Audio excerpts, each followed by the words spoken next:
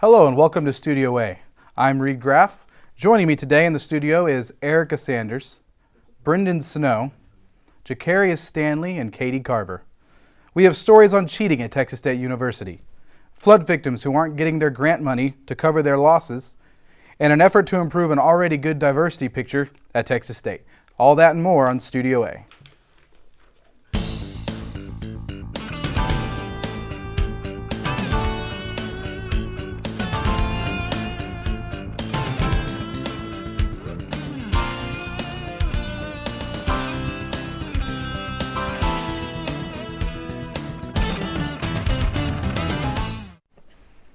It's something we don't like to think about, but we know it happens on campus: cheating. Erica Sanders is here to tell us about some new software that has an inadvertent effect. Reed, messaging apps come in handy to exchange quick updates with friends, but it turns out those same apps can be used to help students cheat on exams.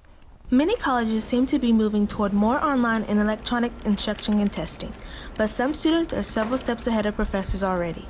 Apps like GroupMe allow students to communicate through a giant group chat and share test answers within them. I know my freshman year I took a theater class and we did online classes, like online tests in there, and I thought they were really easy, so I just went through them. But I know that the GroupMe would be blowing up and there'd be photos of like each test question. Students will group together for online testing sessions or even look up answers on another computer. Another thing that they do with online exams is they schedule meetups. And so they are not actually, there's no electronic trail with it, but you can tell that everyone kind of responds at the exact same time and those things. So they kind of meet up to take exams. Texas State classes that use the clicker method on their smartphones routinely have lots more students responding to quizzes than there are students in the room. Whenever I caught so many students cheating, what I did was I actually eliminated all online things for a little bit, but that's not really sustainable, and then they'll find other ways to cheat in person. So it's more of trying to find ways to encourage students to know that they can do it on their own and that it's much easier if they actually just study and do it the right way. Colleges across the nation are dealing with this issue since most classes contain hundreds of students. Some professors have caught on and are changing their courses, while others are still clueless. For Studio A, I'm Erica Sanders. Wow, Erica, that truly is something. So just how widespread do you think this is? Well, I think it's been happening across nationwide, across campuses, but I think professors are now just catching on. In 2015, San Marcos saw major floods that devastated the area. Houses were destroyed and lives were lost as the city wasn't ready to handle such conditions. Brendan Snow, you looked into this. Yeah, Reed, now 4 years later, San Marcos is ready to take steps forward to prevent such disasters from happening again, thanks to the Community Development Block Grants and the Disaster Recovery Program. In May of 2015 and late in October, Hays County saw two record-setting floods, where 21% of houses were damaged or destroyed and left thousands homeless.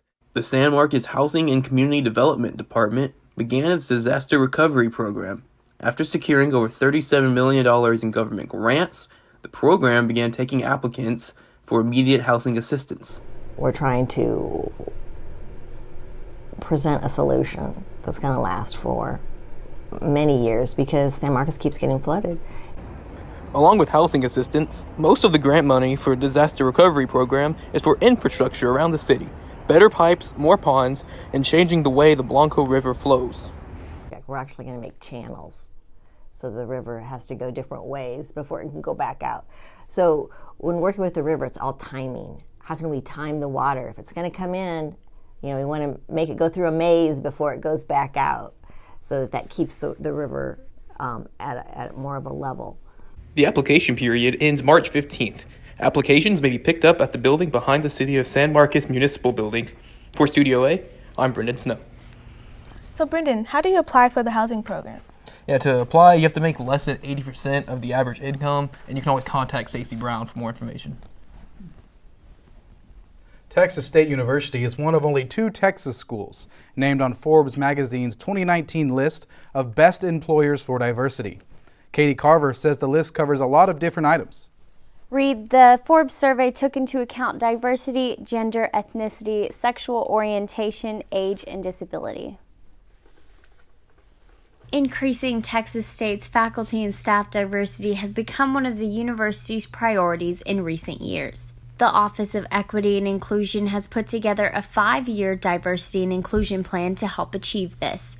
The plan's goal is to increase the number of faculty from underrepresented groups to promote an inclusive environment here at Texas State that better represents the diversity of the student body. It's a brand new position here at Texas State, which is indicative of Texas State's commitment to diversity. Her job includes overseeing the campus diversity climate and taking initiatives to recruit and hire potential employees from diverse backgrounds. Being listed as on Forbes' list of being one of the best employers for diversity says a lot. We still have a lot to do. We have a lot to accomplish, but it is nice to know that some of the initiatives that Texas State is implementing are being noticed. Texas State has a diversity and inclusion plan set to be complete in 2023 to continue to grow its diverse faculty and staff. For Studio A, I'm Katie Carver. Katie, how does the student body stack up in terms of diversity? So currently the student body is very diverse, but the school is really trying to work with the faculty and staff to improve its diversity. When we return, we'll check out the new checkout systems at university dining halls, a radio station in town that's trying to expand its reach, and the star of the first place Bobcat basketball team. Those stories after this message. In the United States alone, there are approximately 7.6 million pets a year that enter a local animal shelter.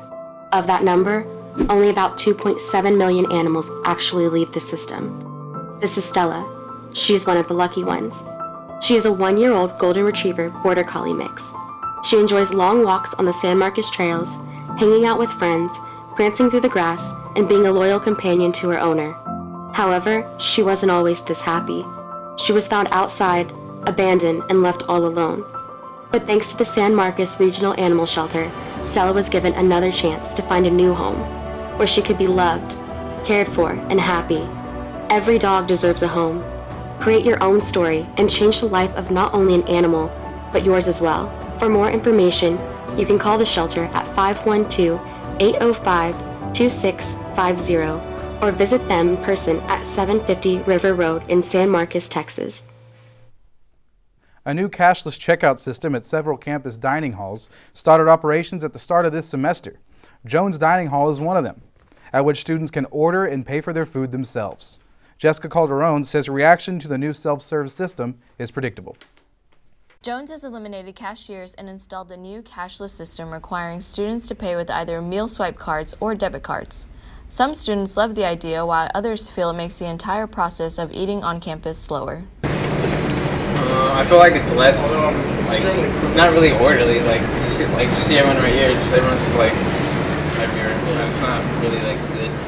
After using the kiosk to order, students are required to show a ticket when picking up their food. However, with so many meals going out, employees may forget and hand out the food to just anyone. Some of them, they don't check it. I'm how would, if I pay for a water or a drink, how would they know if someone didn't pay for water or drinks? Students feel the orders are coming in too quickly for workers to keep up because of the multiple kiosks for ordering. People order really fast and then have to wait in line for everybody else to finish their order, and I feel like for the workers it gets overwhelming. The cashless kiosks are located in Jones, the UAC Cafe, and the Den at the moment. For Studio A, I'm Jessica Calderon. So, Erica, have you used the new checkout system yet? I actually have, and I really like it. It's really convenient for students. A new internet-based radio station in San Marcos is looking to broaden its horizons. The station is already involved in the community and is looking for more ways to serve its audience. Jacarius Stanley has more on the story. KZSM is located in downtown San Marcos, and the station is looking forward to having an FCC broadcasting license in the near future. KZSM is a volunteer radio station in downtown San Marcos where locals can host their own radio show. Although the station has its own requirements for show pitches and practices, the station doesn't have to follow FCC regulations because they do not own a license. They instead broadcast over the internet, which has its own benefits. It reaches a worldwide audience. Anywhere where you can get an internet signal in the world, you can tune us in.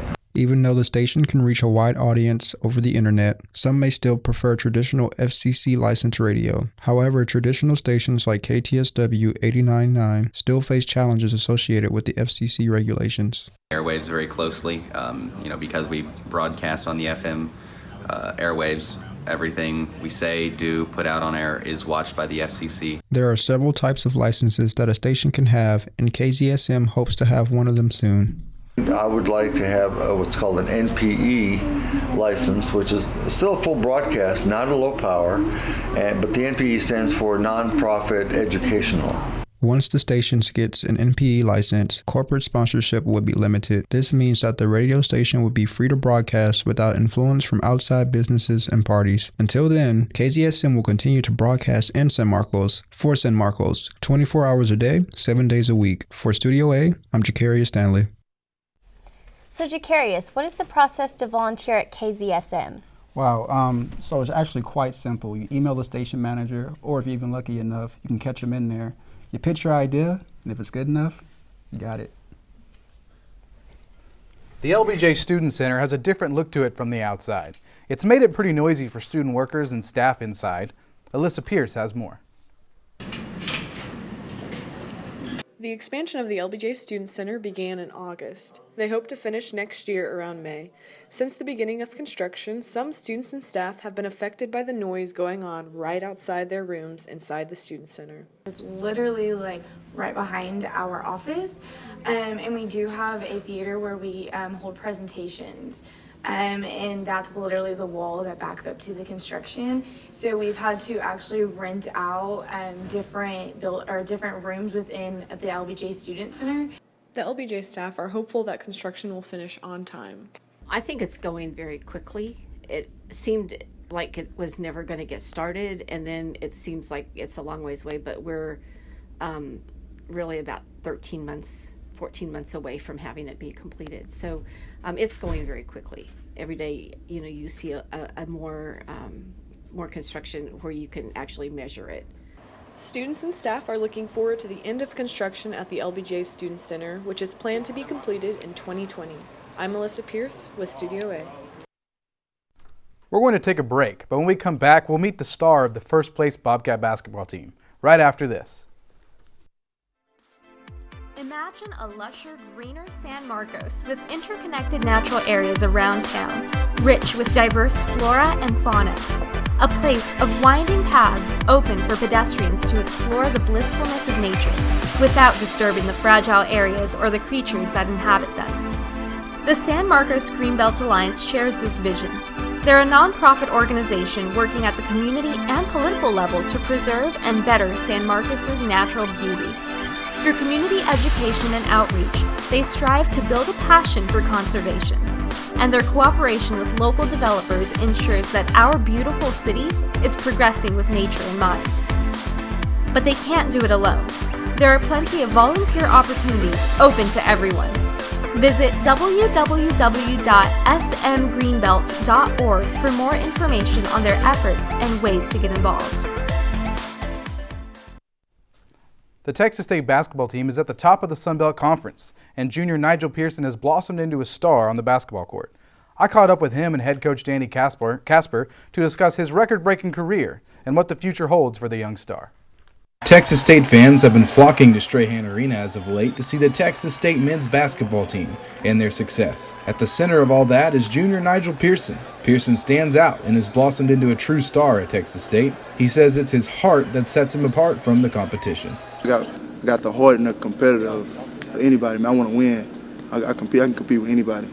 Pearson is already 6th all-time in scoring in school history with 1,415 points, and he does not plan on stopping anytime soon. I'm grateful that I'm in this position. I just want to keep going.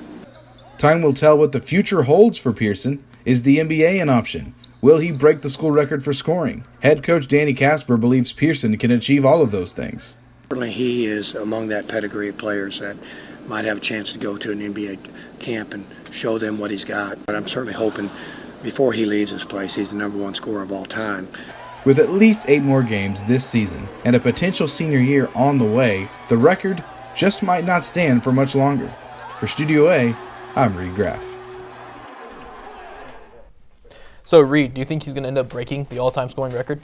He definitely can. He's only a junior, and he's still got an entire senior year if he decides to come back. So it's definitely something that's in the realm of possibility. That's it for our first show of the semester. For Erica Sanders, Brendan Snow, Jacarius Stanley, and Katie Carver, I'm Reed Graff. We'll be back next month with another edition of Studio A. And in the meantime, you can check out our YouTube channel.